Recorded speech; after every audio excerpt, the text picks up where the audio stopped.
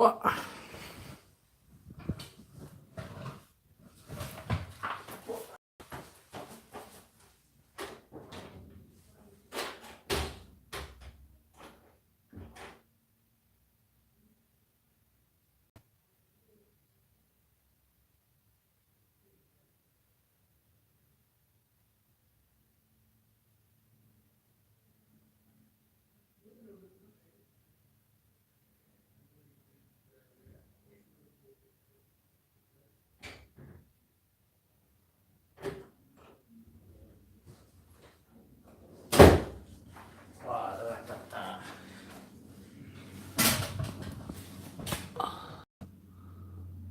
Cool, so get this live stream started. So yeah, this is going to be a bit of a kind of follow up on the live stream I did yesterday. I posted the link on Facebook, see if I can get a few people watching there, or from there even. I've had a few people asking about things I can teach. Some people want to learn massa shots, or like how to swerve the cue ball. So I think I'll start with that one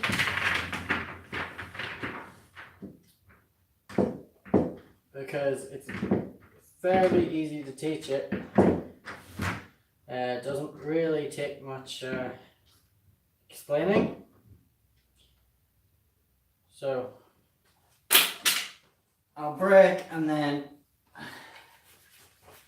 if there's any situations where I need to swerve, I'll demonstrate how to do that one.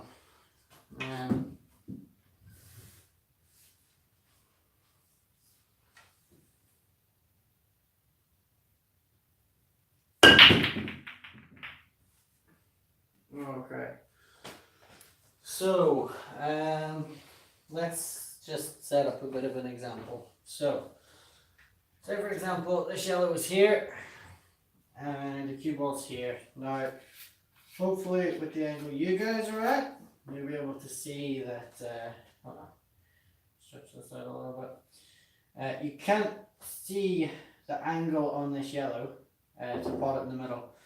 It's just about, you can see the left hand side of the yellow ball. The left hand side as I'm looking at it, so this side.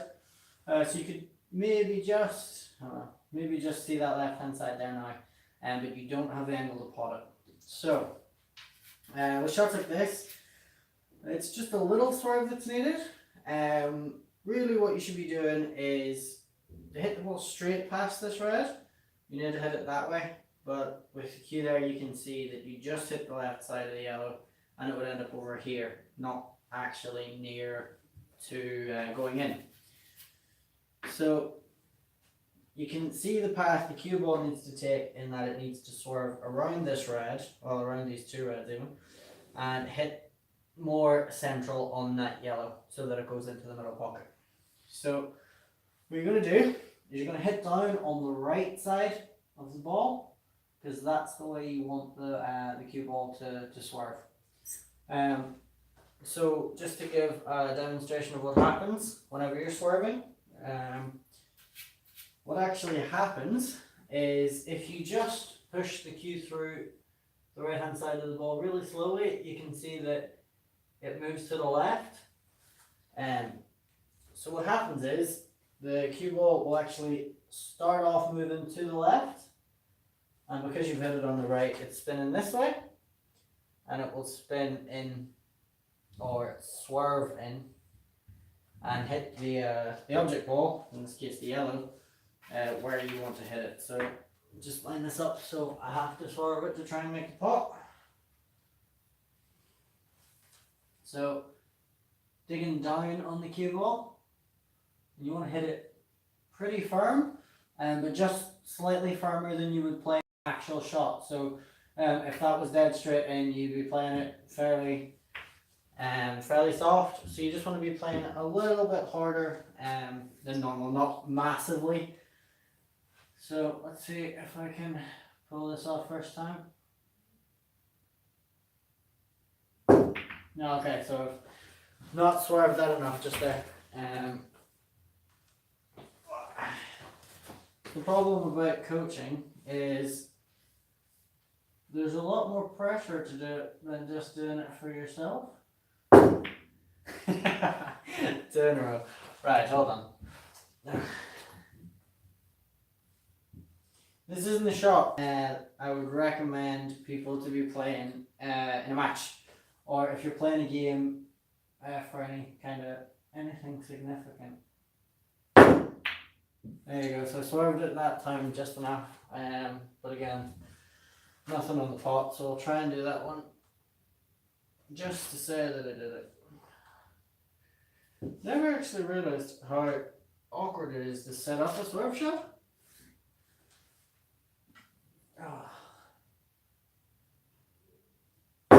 No.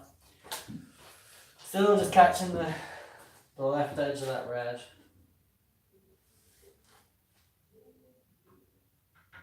Trying to give myself a little bit more of an angle. No. It's a little bit of a difficult one I've picked to teach with. I guess, I don't know. I guess this would be an easier one, just red. Again, it's the same kind of a thing. You just swerve on the other side of the cue ball. So I swerved that one too much.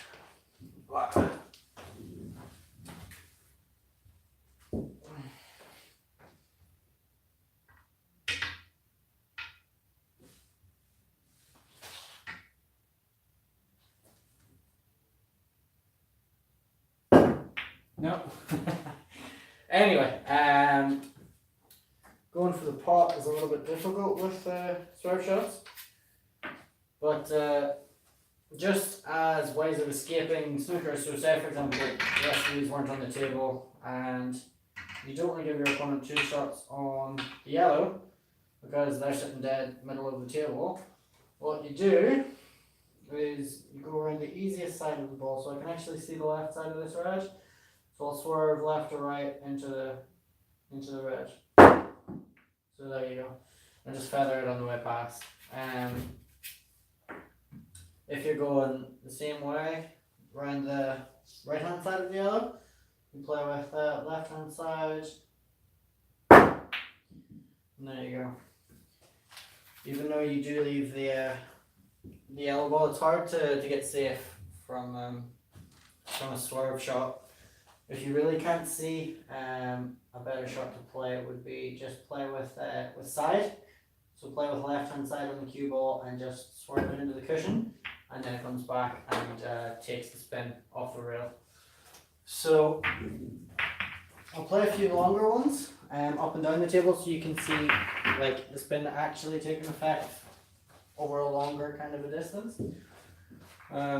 So I'll just do it with the cue ball at the start. So the easiest way to play these is just to swerve the cue ball, dig down. So I'm aiming just for about here. But if you swerve it, so you're aiming at the chalk, but with swerve. There you go. You can see it goes off to the right hand side. It's different from obviously just playing a straight shot to the right hand side of that, but with swerve shots it's also possible to play them more aggressively. So the harder you hit the cue ball and the steeper the angle of your cue, the more spin you're going to get on the white. So if you really want to swerve, and you can see it comes more of a steep angle off the cushion there. They're fun little shots to be able to play.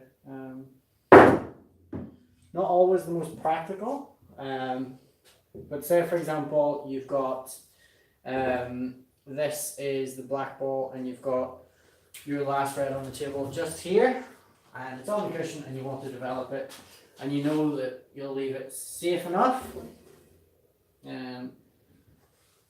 You can, if you want, because it's longer, kind of play a bit of a spin shot into the red. point.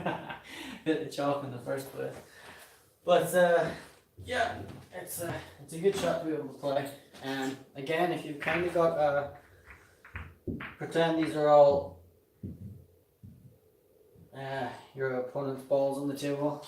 Instead of playing a spin shot, like that's too much of a spin shot. That's but you can just play dead straight. So if, for example, those are spread out there and you can't actually see the angle to go straight into the cushion and straight into the red, what you can do is play a spin shot.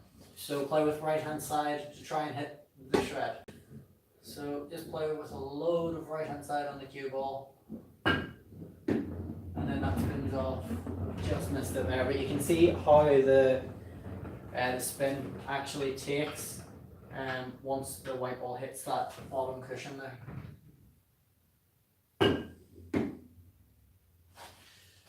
Too much, too little. Hopefully get it this time. There we go. And then, for example, if you had to play a more aggressive spin shot, if you were tighter in here and you couldn't even see the angle to spin it in, and say, for example, this way is also blocked off, so you can't go one cushion into it playing a kick shot, you could play a more aggressive, what's called a masse shot. So not a full masse, but just a lot more aggressive with the. So for example, that one's there. So you can't, basically, if you were hitting the cushion, you'd try to be hitting it here in a straight line. So the only real way around that is to hit a really aggressive bit of a masse shot. And try and, this table is a bit slow, but try and generate enough spin on the white ball to really take the angle off that cushion. No. Ah, dear. Bit more distance maybe. It's hard to do on this table. It is it's quite old, as you can tell.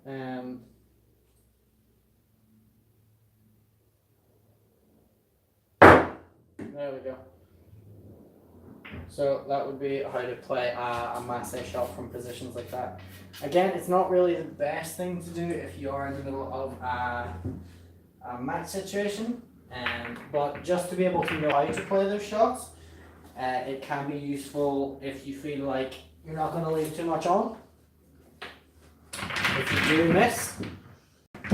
So, plus if you're ever going to play trick shots and things like that, sometimes it's good to know things like that. I think one of the easiest trick shots with a masse, well not a masse, but just playing with side, is to set up like this with the black ball over the, so you can't see it to pot it straight in and it won't cut.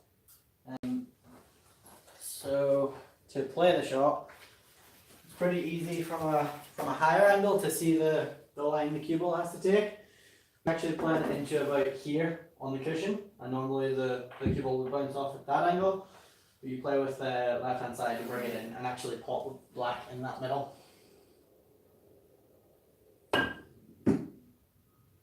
So that would be how you would play kind of with side during a game. That's a much better option than actually playing a masse shot or a more aggressive spin shot.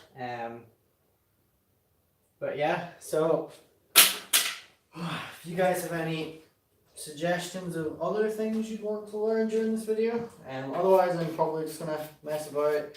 If I come across anything in a few frames of pool to teach you guys, I'll probably talk about that then.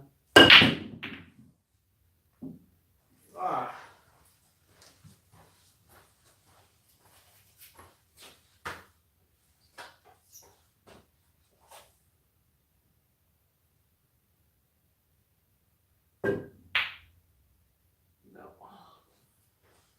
But it does leave it now.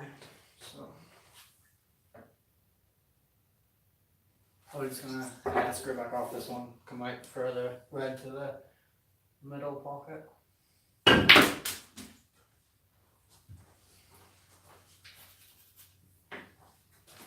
Just play this with the top left hand side, kick right here for the one to the corner. Wow. That stuff's a little short for me. Just play with a little bit of top right over here for this one. Oh! Didn't drop. Part of the problem with playing pool and commentating at the same time is you kind of generate your own commentator's curse.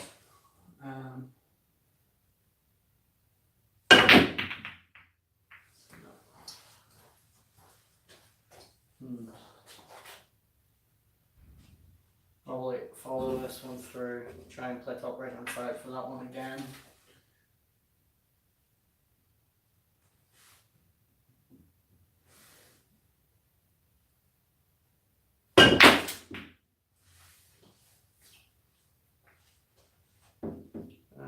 Just because of the way this is finished and I don't have a good safety shot of these three, I'll play safety just now, but the way I'll play it is I'll play off the cushion and into the back of this just to create the snooker. Wow, just not enough.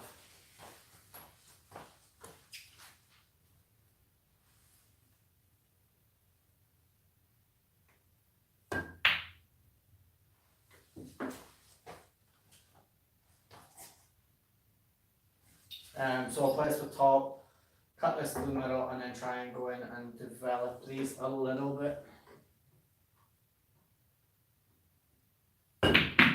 Oh, I've missed it.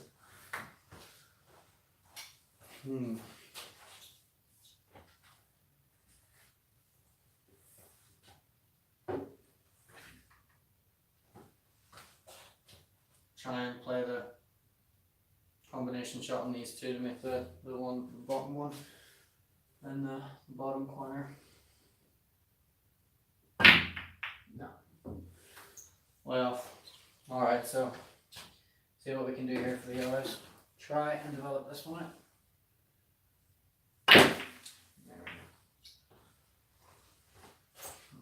Long pot, screw back for the one to the corner pocket.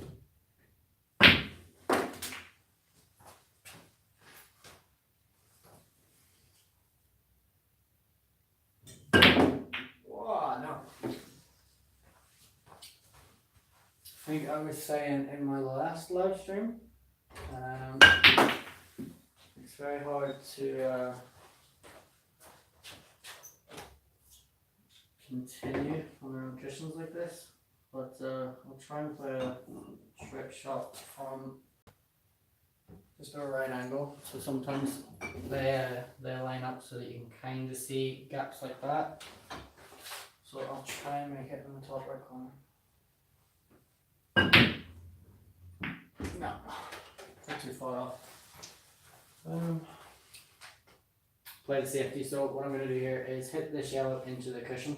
Not going for the pot for the combination, but I'm just going to hit it with a screw to try and get it up in behind this yellow in here. Oh, I'll just tap that, but I'll play it anyway. So shots like that, they develop these, and they also just mean it's almost impossible to pot and then make anything from this kind of a position for your opponent. I'll try and play a snooker back, or I just come off this cushion, play with right hand side, and try and get in behind this red. It's hard to pick these angles out, but sometimes if you play shots like this during a game, they can make it for you in positions like this. You have to be careful, it's just not going into the pocket. Bounce! I keep forgetting that Jibble is quite slow. I'm gonna play the combination. Nope, just missed that one. But should clean up from here. So.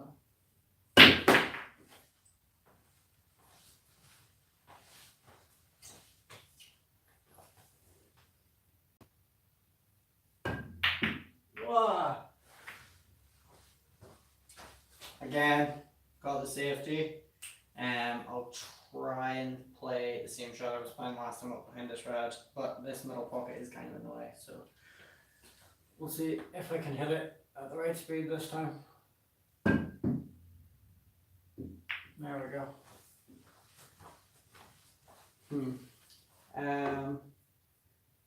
Actually, this isn't a bad example for what I was talking about at the start of the video. I'm going to play with swerve, but this angle is too severe. So what I'm going to do is I'm going to just play with right hand side to make the cue ball come off this cushion, bounce left, and then hopefully take the angle to go into these. It's not a high percentage to make that combination, but it does give you a chance at it, which is better than obviously giving your opponent 2 shots.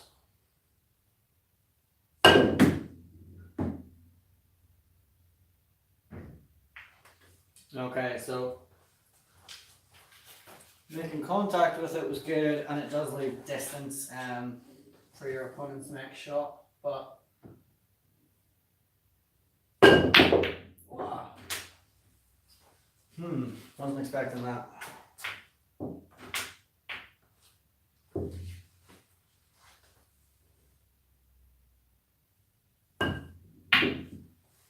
There we go, that develops that.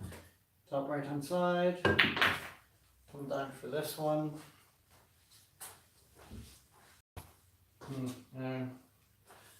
This top left hand side as well, left handed. That hasn't worked. Be patient, just getting warmed up. From this position, I wouldn't suggest going for a safety. The only safety that's really worth playing here is coming off the left hand side of this red and then letting the cue ball try and drift in behind here. Because of this gap, it's not 100%, and that yellow is on if you do find that gap. So the shot I'm going to play here is quite aggressive. I'm going to play this one, but I'm going to screw the cue ball, and I'm going to try and bring the cue ball actually into this red to develop it out. So in a match, this is kind of like a make or break shot, but if you make it, it should give you a bit of confidence. So I got the kiss on that red with a double kiss. So even if I had made the pot, it wouldn't have mattered. It would have been difficult to continue from there. So now it's just a case of clearing these 3 up.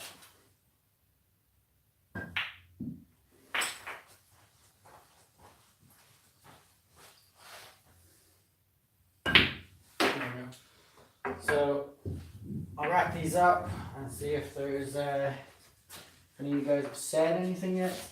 So if you type something for me to do. I think one of the things I said in a previous video is to do with when you're racking the balls like this. If it is a game or just whenever you're practicing, it is actually important to make sure all the balls are touching off each other. So when you are taking off the triangle, often what you'll see is people will nudge the balls with the triangle on the way through and they won't fix it. It's just important to make sure, especially the top 3 balls and the back 2 are actually frozen and all touching off each other. Just because it does allow for a better break.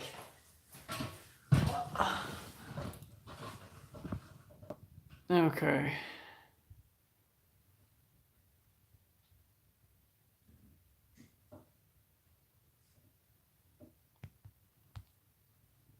All right then. Do we have anything yet? Okay, cool. So let's start running these. The way I'm going to play this is I'll break and then just take whatever. So I'll take a red, then a yellow, then another red, and just play them in whatever order I find easiest to run in. So there we go. got a ball in the break at least. I'll take this yellow first, and I'll just I'll actually just play it forward, just so I can play this yellow-red combination after that.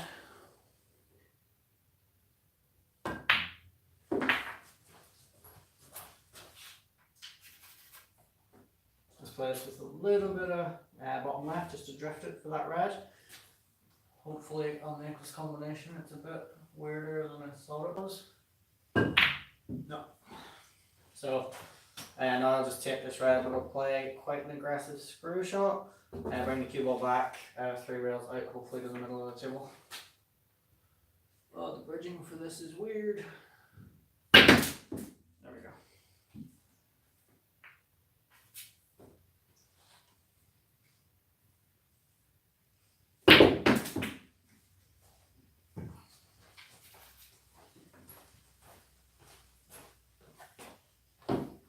Just play this as a screw shot. Come bottom left hand side, try and go into these. Just about caught one. You just have to play this as a screw shot. There we go. Try and cut this one back. Why not? Wow, that's a really awkward position to finish in. Just play this as a screw shot and hit as hard as I hope. This one, this first red, could go in this direction, but only if I hit that yellow right. No.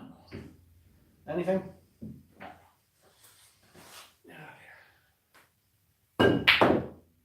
Walk.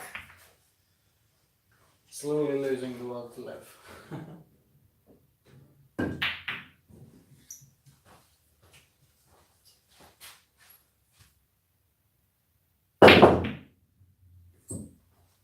Leave it alone.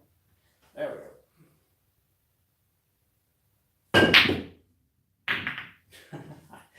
Nothing's working out in the trick shot department right now.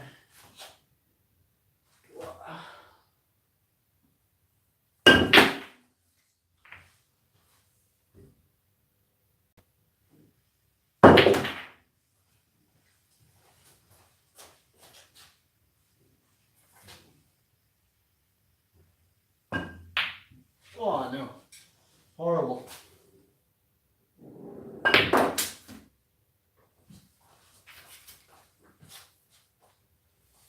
Well, I'm going to play this is I'll play it a little bit of bottom left hand side, try and go into the cushion and then into these 3, because the way they're actually, hold on, I'll just play with top left and then come back, because I think the black goes easy enough, or I might play the yellow. There we go. Then I'll screw back and play the same shot on the yellow and then hopefully the red after that. Or actually I'll take the red first.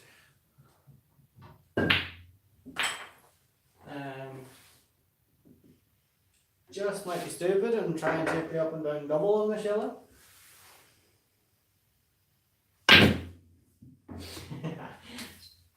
Never gonna work. Let's play some stupid shots. Wow, close enough.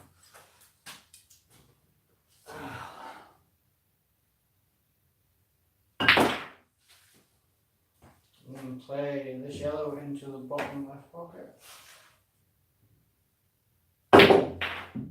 Did it go? Did it go? No. What?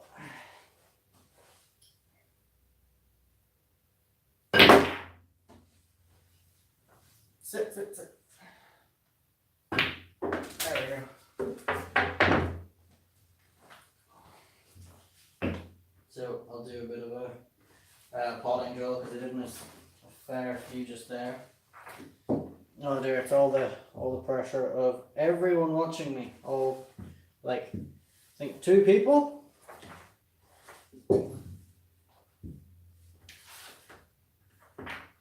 you imagine playing a game and you get nervous if 2 people are watching. Nah. I just missed a few, so sometimes it's good to go back, kind of do a reset and just try and get some potting done like this. One of my favourite things to say when I do this drill is, wouldn't it be terrible if someone really hated the fact that those balls weren't in a straight line? And I could definitely fix it, but I'm choosing not to. That was a bit jolly. So the way I like to play this is just to play every kind of shot you can. So some screw shots, some follow through shots, and just really try and practice every single shot that you have. Even the ones you don't like I prefer to play screw shots, whereas follow shots I don't really like. But even though you don't like them, you'll have to play them in games sometimes. So it makes a lot of sense really to play them when you can. So a bit of a top left shot here. Just drift down for these. Sometimes it's the best option you have to play shots that you don't like playing. So gotta do them. It's like eating vegetables. I don't like doing it, but you gotta do it sometimes. Oh dear. Try and make this long yellow to the bottom left corner and screw back for the to the top left. There we go. Oh, I hate this angle. Trying to avoid that middle pocket. Anyway. Oh, that was horrendous. Play this as a cut shot with the top right, try and make this yellow in the middle, and also try and go into this yellow and force both to go. Neither worked. Again, maybe commentator's curse, who knows. Bottom right hand side, screw over for this red because it is sitting pretty awkwardly right now. There we go. Play this as a quite an aggressive screw shot to go into these 2 yellows. Bottom left hand side. Or that might not take it all. I'll have to develop them eventually. I might actually do it here if I can get enough screw to come 1, 2 and 3.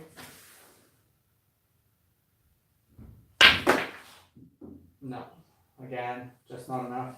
It can be useful to do shots like that are a little bit more adventurous if you do have one sitting over the pocket like that. Although shots like this that are sitting on the cushion, you've got to try and get the weight to come from this part of the cushion and to get back up here for this red. It can be quite difficult. I'll try it, but we'll see. Don't go in. Hard to judge.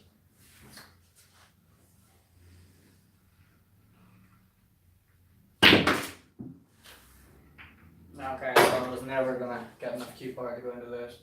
See if I can flick one. No. But the position's okay. Or is it? Just play this as a screw shot. And gives you a better angle on ones to the corner. Oh dear. I'm going to play that one again until I can clear the whole table.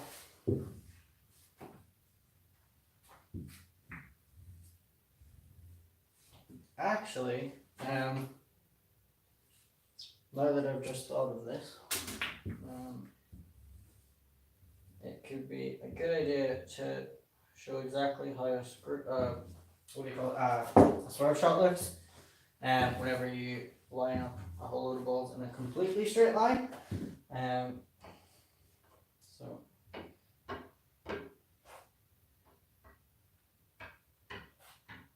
oh,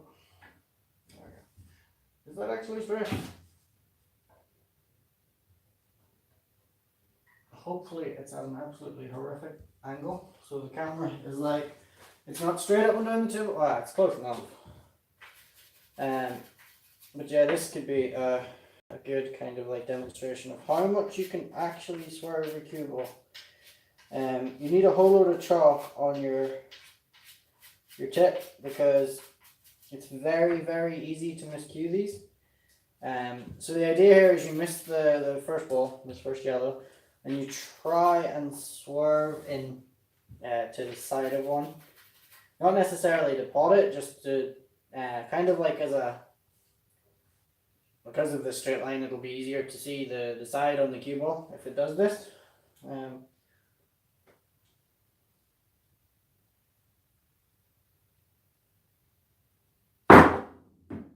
Okay, so that took the side. What happened there was it took the side and then just carried on straight.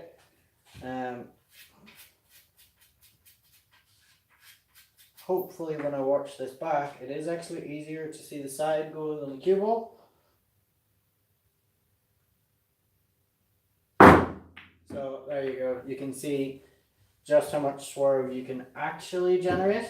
There is ways of generating more side, like there are some cues with like harder tips, and then the higher you elevate and kind of where you hit the cue ball, so you can actually swerve and make shots like that.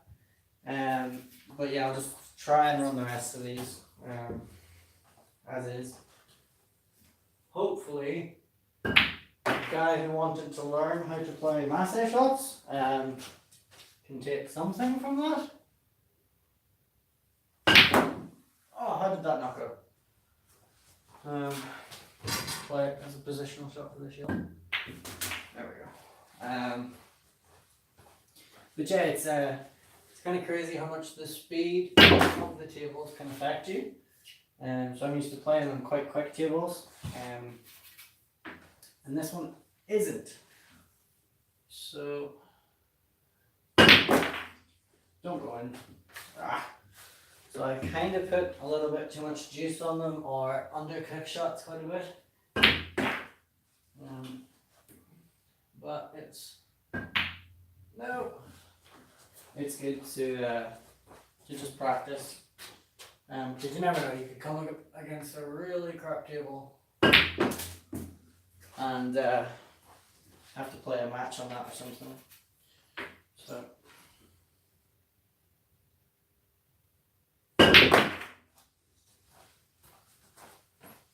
play the combination shot here. And that leaves this one. And swing that round for the other.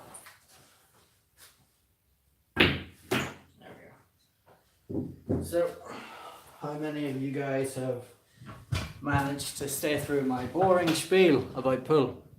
Oh, we've actually got an extra one. I don't know who any of you are because I'm recording on my phone, so I haven't yet worked out the technology to the point where I can see who's watching, if that's even a thing. But feel free to comment and do all the YouTubey stuff.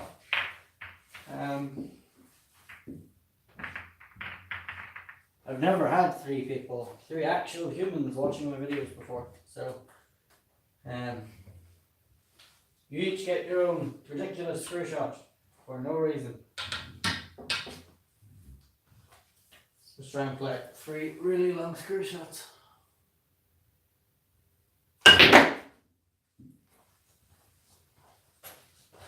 Yeah, play one the other way.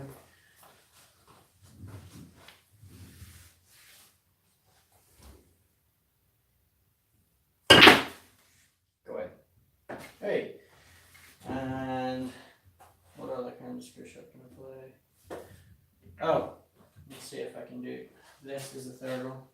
Bit of a trick shot, but no. Right, one more time and then I'm gonna play a game. Split off the side cushion. Points. Never mind. I think you guys can see the idea. Yeah.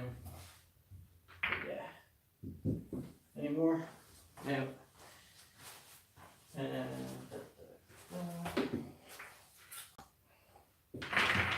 so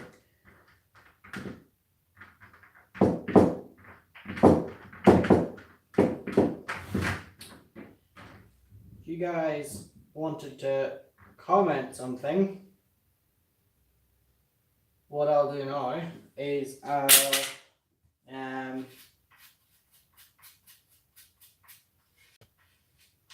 if you want to go and comment a time that you think it'll take me to play a game of speed pool, if you all go and comment just now exactly the time you think it'll take for me to put every ball on the table in the fastest time that I can, and then the closest one to it will get, like, I don't know, if I know who you are in real person, I'll give you a crisp high five, which is, you know, it's a crisp high five.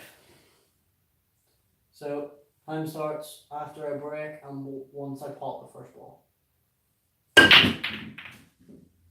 So I'll give myself a second to actually look at the table, and once I make the first shot, that's when the time starts. So these haven't split too good, but I'll see what I can do. 3, 2, 1, go.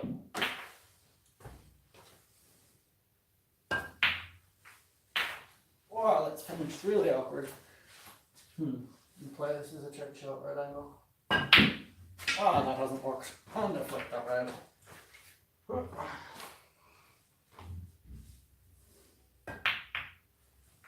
Oh, that's horrible.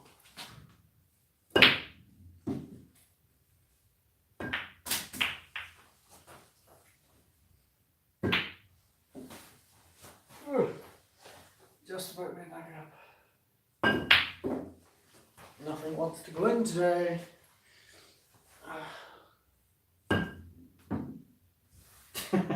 None of the left hand side took on that. Okay, that's never gonna work. Never mind, stop wasting time. This ladder being in the way really makes things awkward. This is horrible. Why I decided to do speed pool on a slow table. Oh.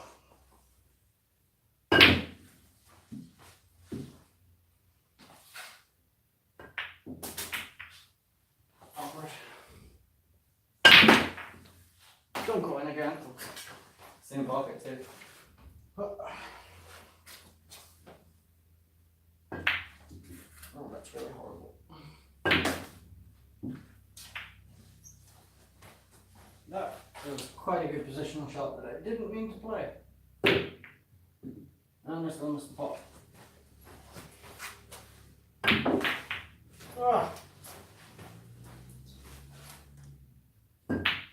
Really disconcerting playing this quickly. Oh.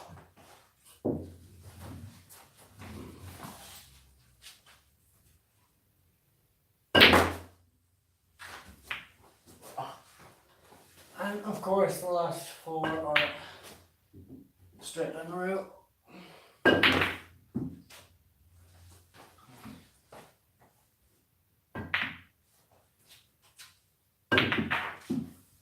Trying to play these as combinations. Oh my god, I beat the hell out of that one. That one hasn't gone. Neither of us have gone. Oh dear. Oh, of course. I think I've scratched like 4 times in this back. That's a bit better. But late for that though. What? Oh. There we go. Right. One of the things I'm going to talk about now, because that speed pool was terrible, so instead of improvising, I'm actually going to talk about something I know how to do, is playing with your weak hand. So, an awful lot of people will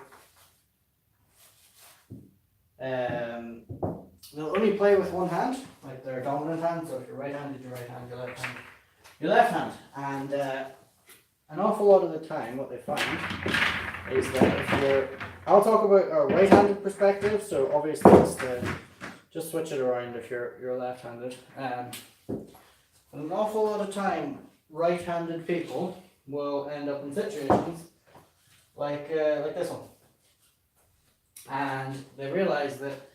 Hold on, I'll scoot the keyboard down a little bit just to show the situation.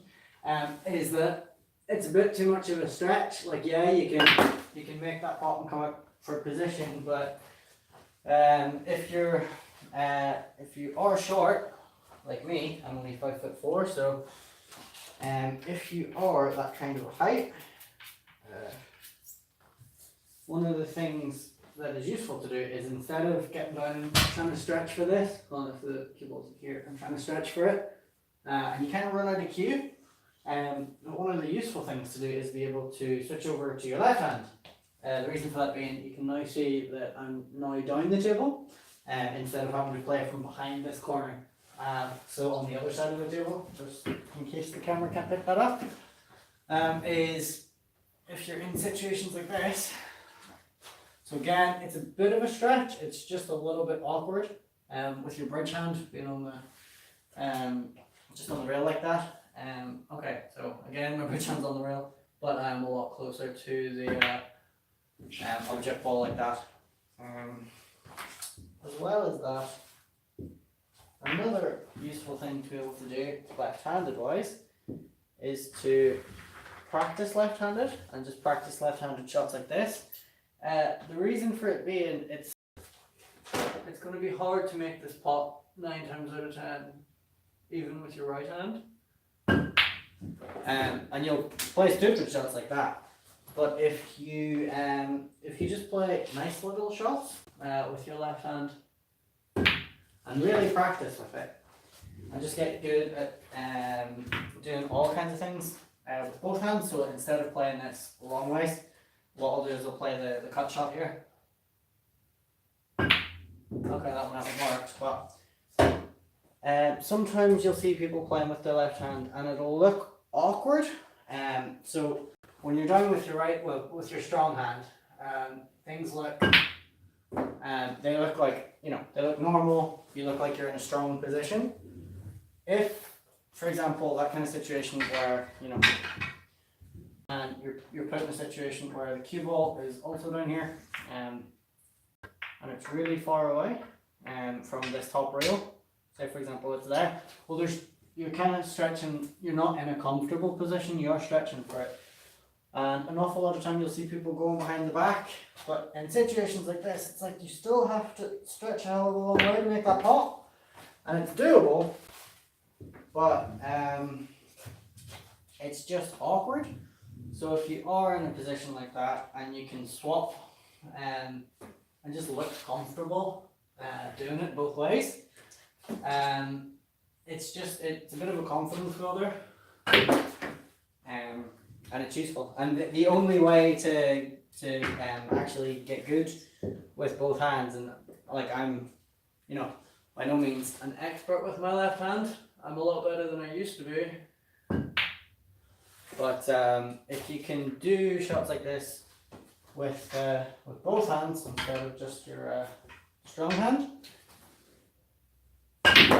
well, and that was my strong hand too. If you can do shots like that with both hands, it does just give you a little bit more confidence around the table, just from some awkward positions. Anyway, I've yammered on about that enough, so I guess that's not cool. That's not the right ball. Where are you? There. So what else can I talk about? Okay. Break building.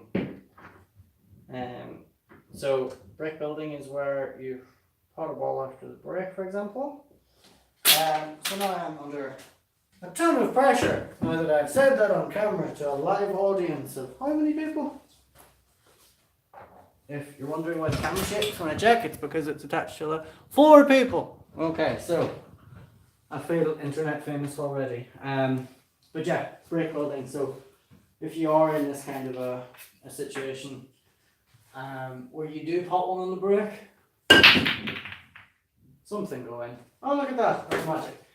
If you are in a situation where you need to break build, it's just important to practice at doing it. So from this position, you kind of think, are you going to get anywhere? Meaning, are you going to pop like a significant number of walls? That one's blocked to this corner. That one you can only pop from about here. This one goes straight down the rail, but I'm too straight on it to actually generate any kind of development shot on these two or on this one. So in that case, what I would do is I'd play a safety, and the safest place on the table so that the reds can't pop because you've got these two is either right where this yellow is, but obviously you don't want to pot it because it's a safety, or if you can somehow manage to get down and in behind this red, just here where the chalk is. So the shot I would choose to play would be just play a stop shot, but just play the yellow ball out, just so it touches the cushion. There you go. I'm drifting behind that red. It just means all the rest of the reds are awkward. It also means they can't then start break building themselves. The safety I would probably play here. I'd play off this red with top left hand side. It'll bring these two reds out into play, and the cue ball will follow. Find this gap, hopefully come down at a steeper angle, and then come up in behind this red. It's hard to judge shots like this. I'm actually going to play with the right hand side now just to try and widen the angle. But it does create distance, and even though it hasn't got behind that red, it does mean the next shot's harder. For whoever's playing yellows. So I'll keep playing, and once I get on a run of balls, I'll start talking about how to actually break build.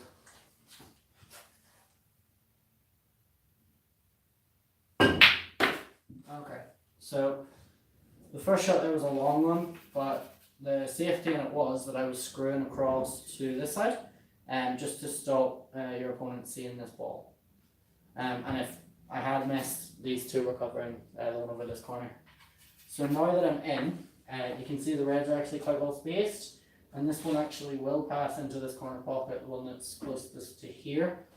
It's easy to get on too, because if you get the right angle on this red, it just means you can play a stop shot to there. So now that I've kind of covered these two, the only real difficult ball on the table is this one, and just playing position on it. So I kind of want to do that the first chance I get. So what I'm going to do is pop this in the corner, screw back, and try and play with bottom right hand side to widen the angle over to here, so I can play this red in the middle and then play that difficult shot as quickly as possible.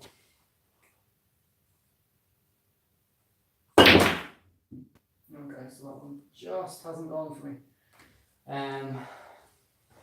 But I can play the cut on this red to the middle and follow around, hopefully 3 cushions, or just develop that out in the awkwardest way possible. This is another part of break building. It's how to just kind of roll with what happens on the table, because it's not always going to go textbook every time. So playing this, I'm going to play with top right and then develop those 2 reds. Also missed that. This commentator's curse thing's a bit of a nightmare, guys.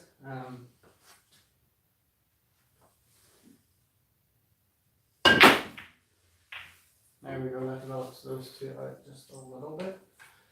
So here's the situation in what I was talking about earlier comes into play during the game. So right-handed, you're struggling to reach that, you really can't do it, you have to play a rest shot. But if you can play left-handed, you can come up here, and it's just a lot more comfortable.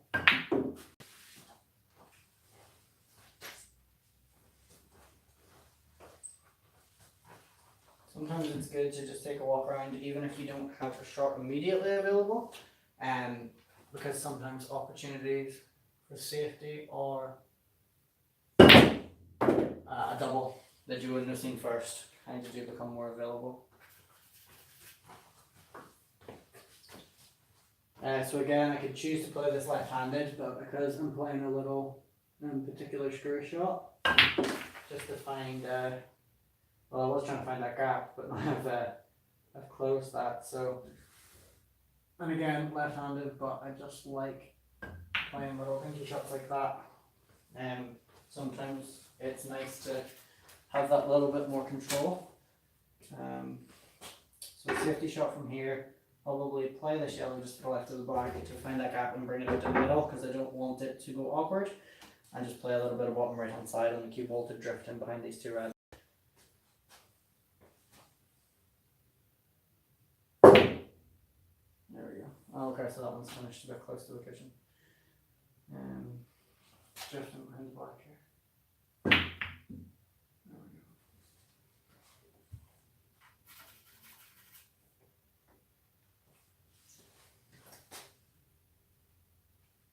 I'm going to hit this yellow quite hard because just with the angle that I see at the minute, it could actually go fairly close to this pocket. Even if it doesn't go in, it blocks that red.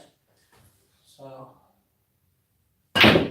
oh, I didn't see the kiss happening, but there you go.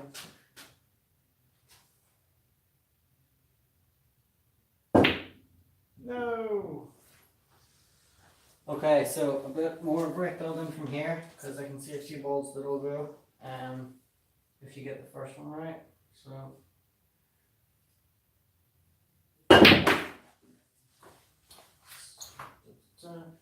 play the double after that. And then that leaves you with a long straight one here. Alright, okay, so don't try and break build with a ladder. I'm actually just going to move this just to make it possible for me to hit. Whoa. That's no good. There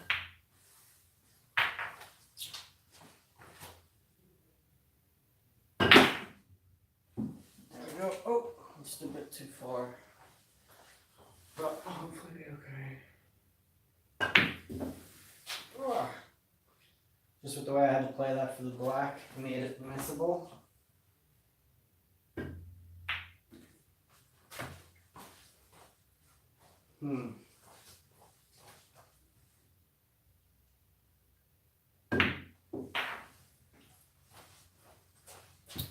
So I hate situations like this in matches because you have to leave yourself a long black, and you know that if you miss, your opponent has the next ball covered. So sometimes practicing situations like this can be good, like a good tool to kind of get ready for that kind of a situation if you find yourself in it. And if anybody knows me playing pool, they'll know that I always get myself into these situations. And I always get myself into tiebreakers, where if it's first to 5, I'll always end up going 4-4, and then somehow managing to win, most of the time. For some reason, I just seem to be okay at pulling that kind of a situation out of the bag. So it does go to show that whenever you're training and whenever you're practicing, it does actually make a difference mentally, because normally in different sports that I don't practice, if it ever gets close, I tend to bottle it. But with pool, I seem to have practiced beyond that. I just kind of trust myself a bit more in situations like that. I could be talking utter nonsense,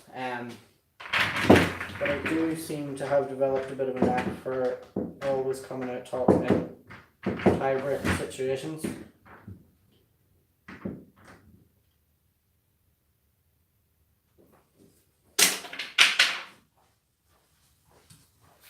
How many people do we have watching the stream now? If it's still 4, you must be really bored by now. It's still 4.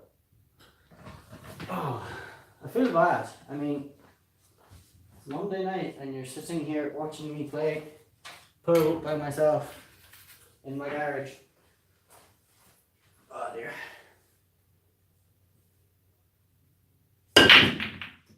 if you did follow this link from Facebook, feel free to let me know if it was you watching it. Because I still don't know if YouTube will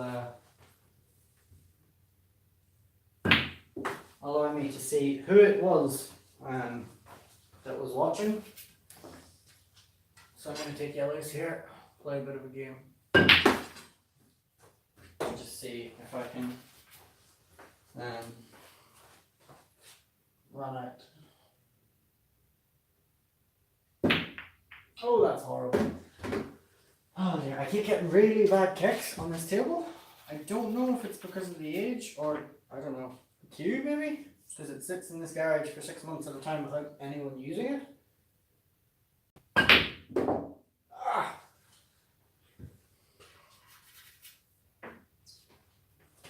But I just kind of tend to excessively chop it and hope for the best.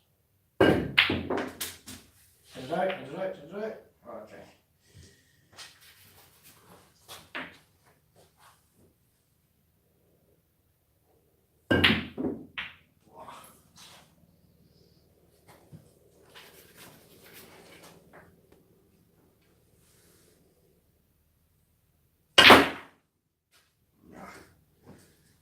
Developed it a little bit.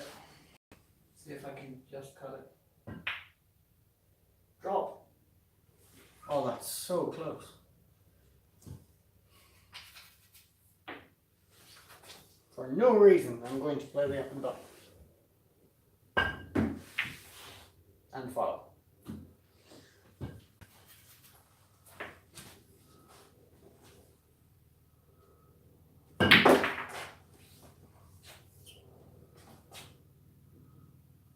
I wonder if I can develop that.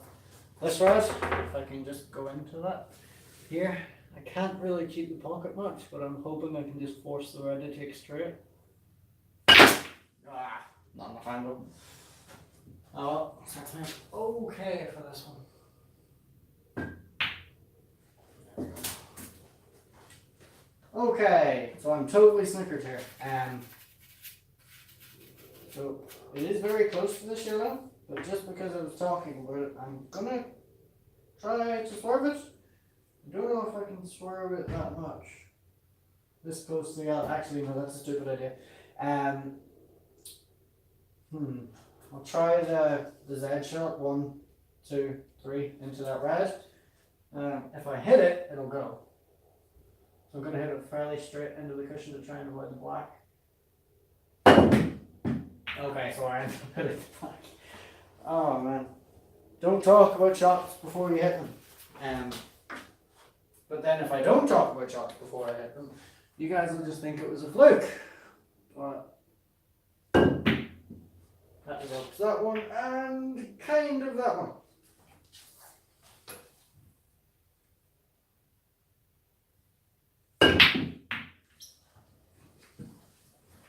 Somehow managed to waste both those shots on those.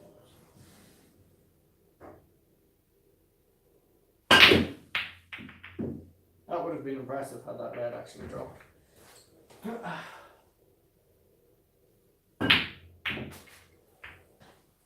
Just allowed me a little bit more leeway with that red there. Awkward bridging is awkward. I wouldn't even want to play this one lefty. No, wrong side.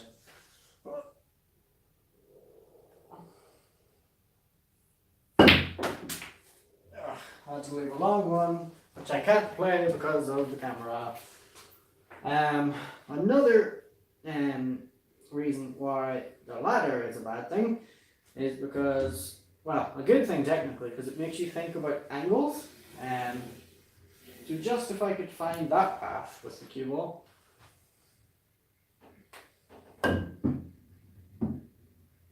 So it does make you think about angles like that, even though it's not a good safety. It's valuable for just learning little things like that. Try and play the safety here, a little bit of top. So because of that gap, you can't see out of the yellow. So I'm going to try another bit of swerve, well, not a swerve shot, but just the side, left hand side, swerve it around, take the cushion, hit that yellow, and hopefully get the snooker back.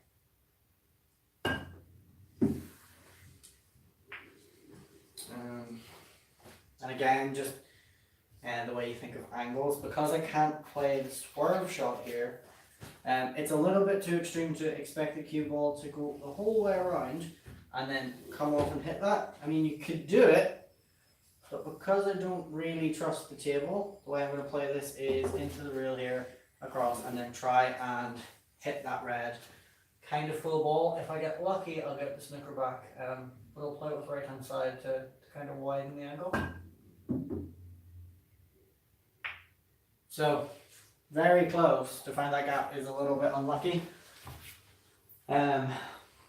But this should be a clear up from here.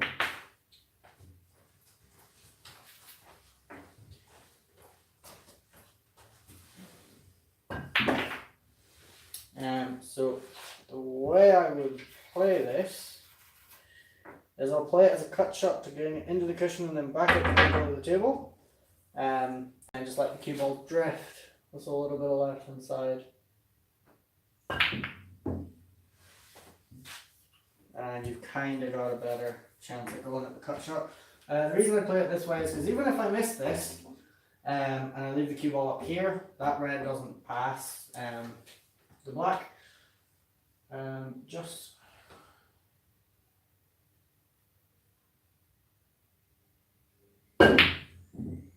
okay, so I played that too hard, and that red does pass the black.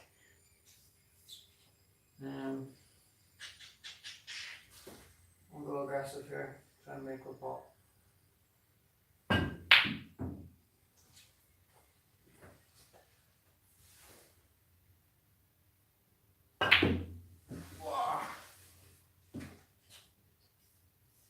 So I'll play a safety here. The safety I'm going to play is I'll come off the left hand side of this red. I'll play with top right hand side, which should take the cue ball into the cushion.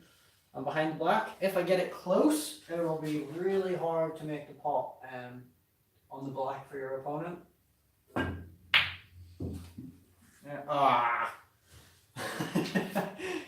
This table does not like me. So yeah. Yikes! I'm going to check and see if there's a way I can see if there's any comments on this video. I don't think I can, but it would be good if I could. I know Facebook, when you live stream on Facebook, you can see what people are saying, and it would be useful if YouTube did something like that.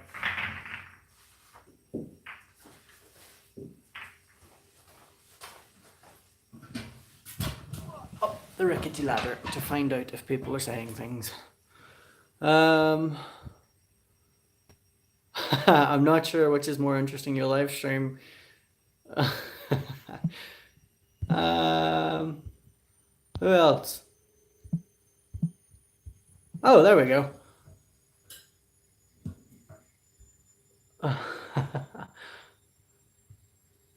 Oh wow, that's a fair few comments now. Try a frame with all rebound shots. Saw Florian Collar do it. Looks mental. It's me, the anchor. Hey, Revy. Hi, Mara.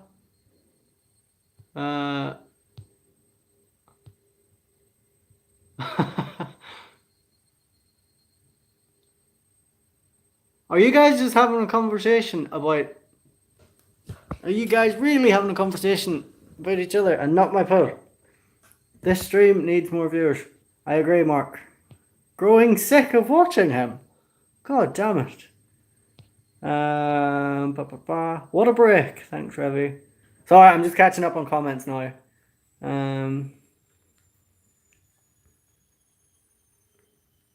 Ouch on the dental implants, Revy.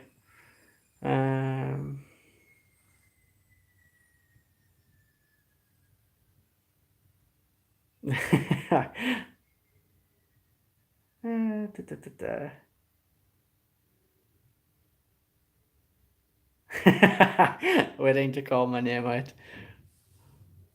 No sweat, Revy. So I think I seen a comment in there about playing a frame with all all rebound shots. And someone said, whoever that someone is, that they seen Florian Venom Color do it. So I don't know if you guys have actually lost the plot or if you're trying to compare me to Venom. Because, like, one, that's not a thing, and two, he uses American pool balls. So what I'm going to do, actually, I'll put this in different pockets, is I'll whip out the old American pool balls and I'll play some 9-ball.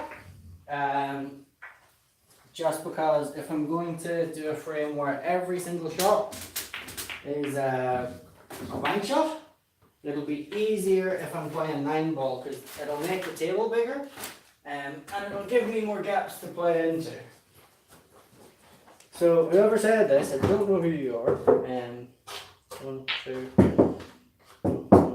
9, 8, 7, 6, 8.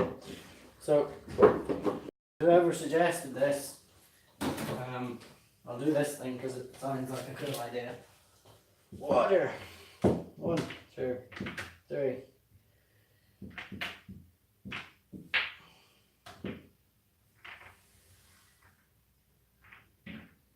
So for whatever reason, when I ordered these American pool balls, they were advertised, I think it was 2-inch size, and when they arrived, they were just under that. They were 1 3/4 inches, which is really annoying because it looks stupid, but it's a weird thing to practice.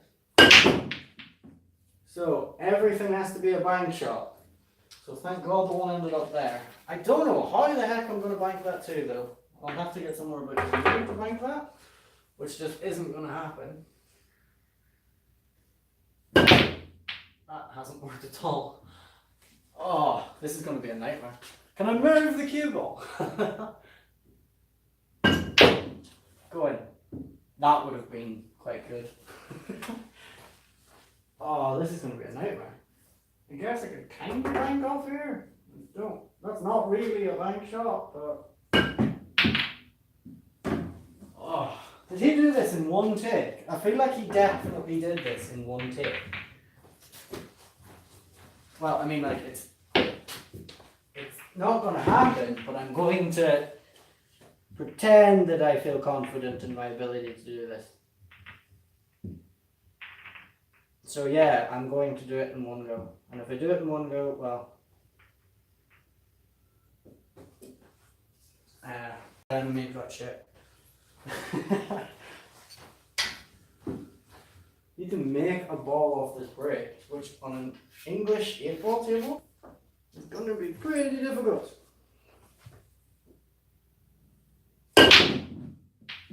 Something needs to go. Oh! And of course the one is finished with a straight end shot. I guess I could bank it long ways. Oh. If I do this lefty, I mean, I don't have to bank that too, right? No, that was never happening. Right, forget the bank thing. It was a great idea, but it's just never going to happen on the table. What I'll do instead is I'll just try and run a rack straight. So even if I don't hot off the break, which is pretty difficult to do on this table, I'll try and run the rack in one go.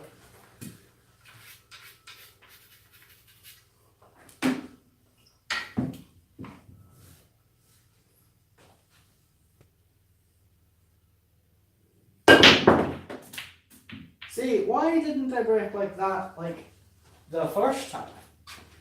Will that pass? Cool.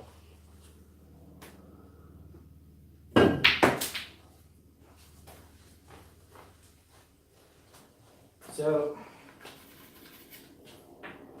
some of the people watching will know we do have an American pool tournament coming up October time. Is it in October? Was Telford in October? I really can't remember.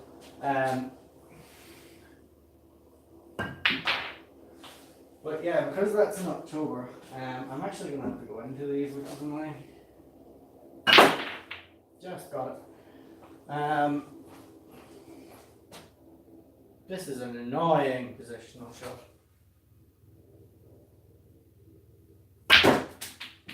That just has not worked at all. Whoa. Hopefully the ladder will not interfere with the shot. It will. If I make the position I'm in. Oh, I just touched it. Okay, I'll give it one more go at running it without missing. I got close there. Unfortunately, my camera setup is in the way of this end of the table. So I think that's the thing, yeah.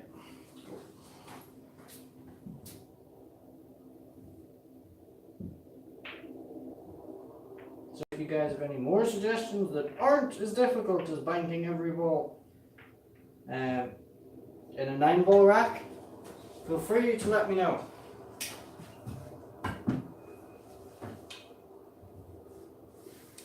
And try and run this out this time. Well, technically that's a run out because the 9-ball just went. But because I don't mind running the rest of these. This camera setup is really in the way of the first shot.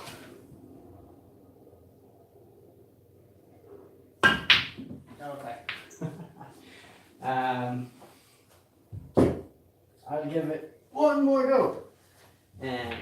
Because it's really going to bug me if I can't do it. There we go.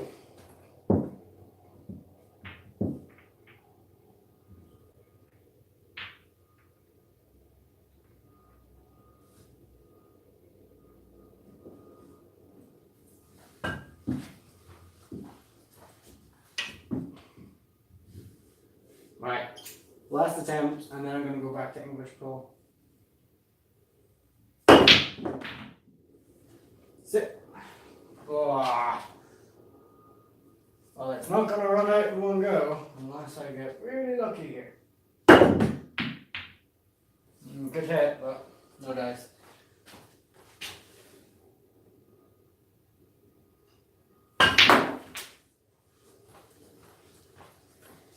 I'm actually going to have to play the 2 into the 9 here. I don't think it passes by itself. It's frozen to the 9. So if I play it in with a little bit of topspin, hopefully that will encourage it towards that right hand corner. No, that's never going to go. Oh, there. Play the rest of the rack out. And of course it's gone behind the 6. So I'm going to take that out a little bit and try a jump shot.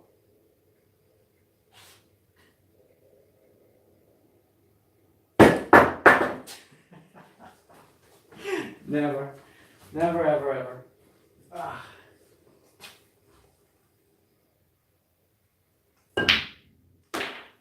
Try the combination on the 9. Get in! Ah! I wonder can I square into the 9 from this position? There we go. So yeah, back to English Pro, but good idea. It's just a little bit too hard on a slow table to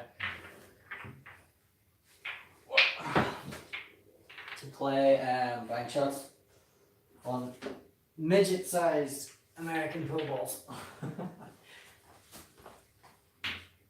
Right, I'll just play take the balls out wherever they land and try and run it. Oh, there's the one ball. Run as many as I can.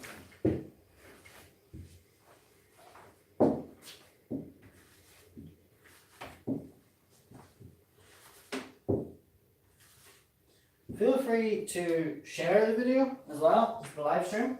Like, you guys are chilling on YouTube, listening to me talk nonsense. There might be some other people who also would like to listen to me talking nonsense on YouTube.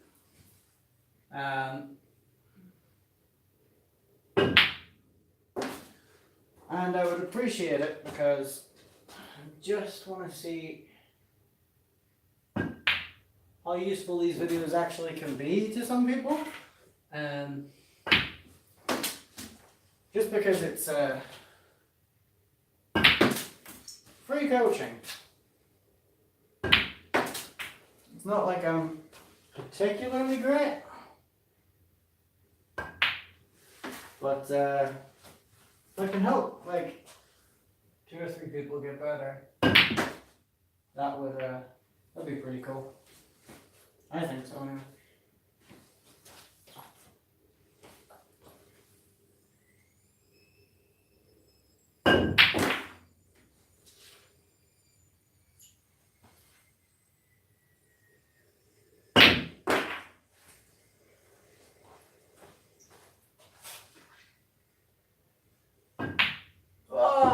I knew as soon as I played that I just hit it too hard. Very annoying.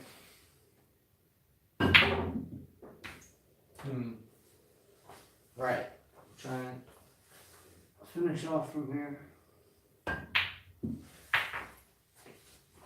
Once I said that, I was really super paranoid about missing that one. And now I've left myself an even harder one. Get in! See, I haven't missed it. That was totally intentional. Yeah. It's never gonna go. Ah!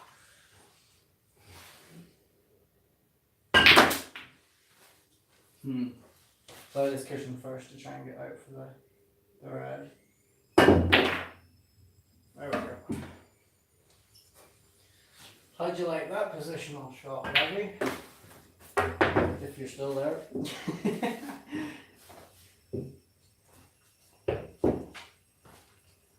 So, what is everyone doing tonight anyway?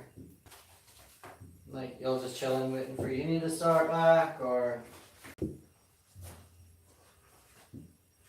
everyone excited for freshers at least?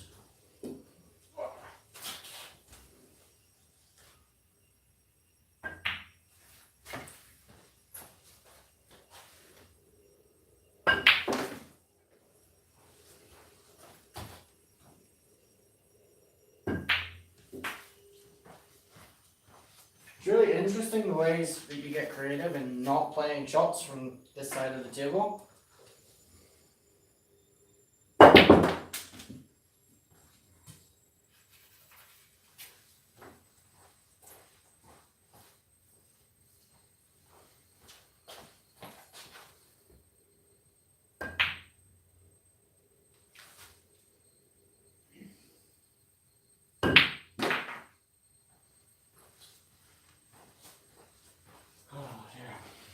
So if there's something you guys want to ask, or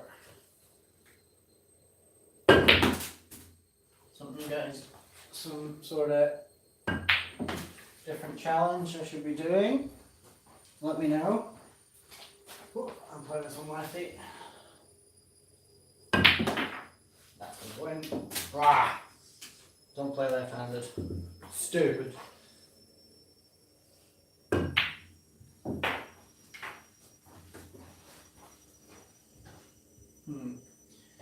Play the double.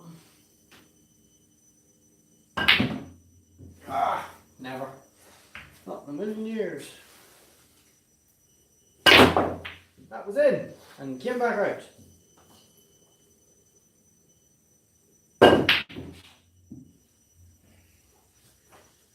Oh, I'll play the double. There we go.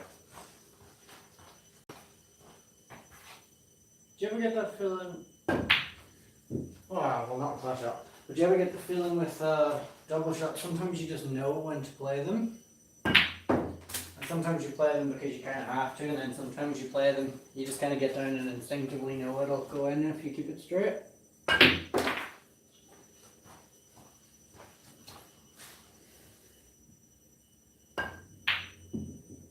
Why did that not go in? But to commemorate the fact that that was horrible, I'm going to play a really, really stupid trick shot. It doesn't work like 90% of the time, but the idea is you've got the cue ball frozen to the inside jaw of this pocket, and the 8 ball sitting down over this pocket, and it's not a swerve shot you can play because you can't dig down in the cue ball. So I'll try and see if I can still do this shot. Really has to be frozen in there.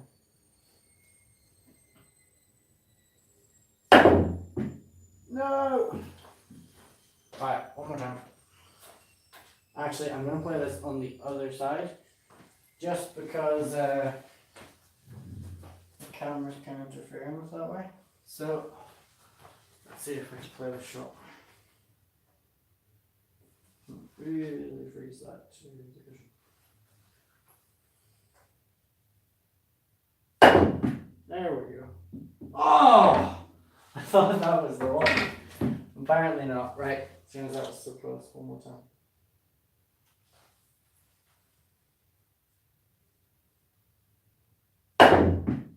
Get it, get it, get it, get it, get it. Oh!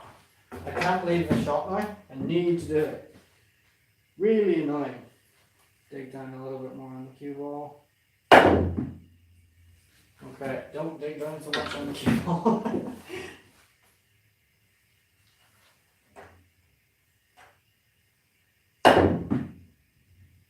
There it is. I think I did this one the other day as well. It's just like playing the ball from where the 8 spot is. Just playing it from different places on the table and try and again you can play is trying to force the cue ball to go into the pocket as well as the object ball. So with that one, screw back, try and get the object ball to go in. Another good one to play is just like forcing the top spin. Just really forcing shots. It's fairly hard to do, but forcing the cue ball in just gives you a better sense of where the cue ball will end up when you're actually playing shots. So if I need to get that cue ball over to the right hand side of the table for the next shot and try and force it to go into that pocket. It's not something you'll ever do in a game, at least unless you develop too much muscle memory. That was really weird. With just randomly potting the white ball. But it's whoa, I need to chop this cue. It's useful to be able to do just for the fun of doing it, really. So you can force the cue ball pretty much any angle you want. If I was trying to pop this and screw the cue ball across, it's not something a lot of people see as a shot, but it is doable. It also does just show you what you can and can't really do on a pool table. It's useful sometimes to just test out how much spin you can actually generate with top. So little exercises like putting 3 balls, only playing with top spin. So I finished here. It's easy to just kind of let the cue ball drift through to this angle for playing this red to the corner. But another shot you could play is with top right hand side, really force the cue ball around to try and play this red in the middle. It's not a shot you will hopefully ever have to play in a game situation. But like on a fast table, that does work. But again, even with this, you do leave yourself a long kind of chance at it.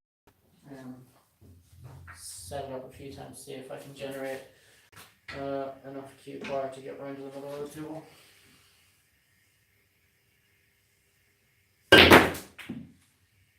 It's kind of fun watching the spin take on the ball as well. The same thing with just off straight screw shots. So watching the cue ball zip around.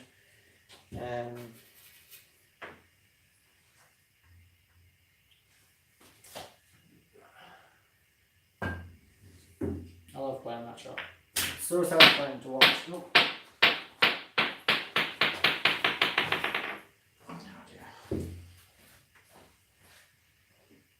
and then just playing crazy trick shots. So that one would just about cut to that middle pocket, but another shot you could play is try and find the right angle with the corner, and then just play that shot as not really as a shot to anything, but just trying to work out the angles that are there on the table. I don't know if this is actually useful or not. That was awful. But just learning how the ball will react in situations like that could be useful for if you're ever playing a game, even if it's just to block a pocket. I don't know why I'm playing it from here. It doesn't have to be, but just if you can, that was a bit better. Just if you can find that line to block the pocket for just the next shot, which would have looked cool had that gone in the middle. I'll try and run a few of these just now. Stop talking so much.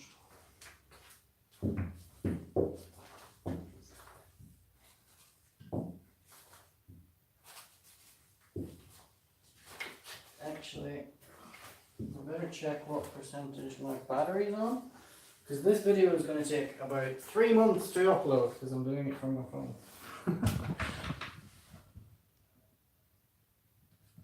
Cool.